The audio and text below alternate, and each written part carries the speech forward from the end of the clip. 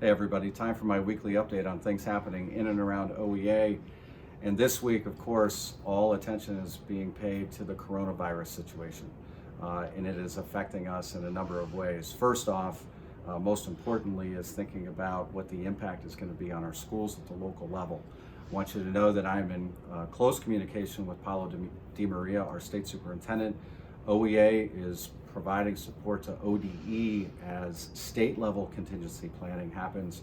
Most importantly, though, we know that local superintendents in consultation with local departments of health and other public health officials are going to have to make some very tough decisions over the next few weeks that are focused first and foremost on health and safety of students and staff.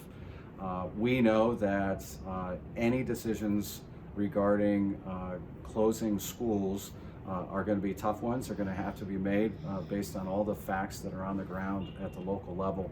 What we are encouraging both Paulo and I want to send this message to you, is that anytime decisions are made, it's very, very important that superintendents and other school leaders are in close communication with local union leaders, so that educators' voices are at the table, so that as conversations about how to minimize student learning while maintaining health and safety of students move forward, that we're paying attention to all the implications. And we know that our members, that our local leaders are the ones that understand the implications of that probably better than just about anyone. So make sure that you're communicating with your superintendent very closely on that.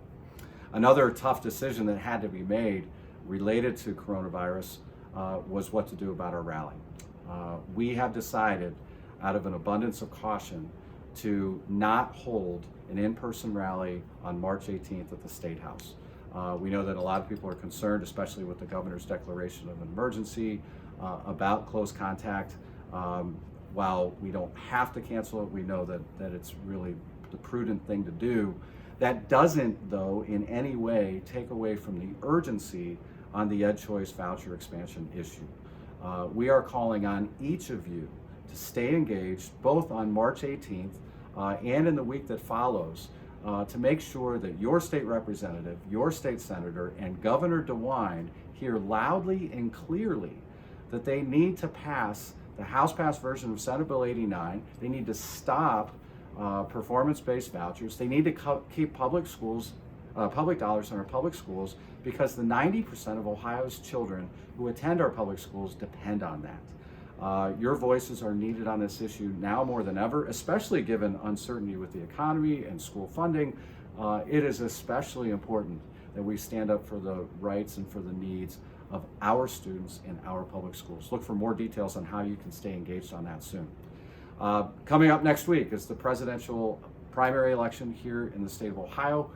OEA and NEA have not yet endorsed in the presidential election, but I strongly encourage you to go to strongpublicschools.org, check out all the information you can on where the presidential candidates stand on issues of importance to public education and our students.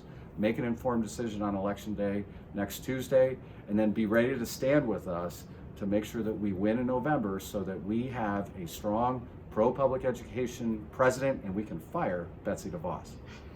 Finally, just a couple shout outs to NEOEA and ECOEA. Both had great events over the weekend.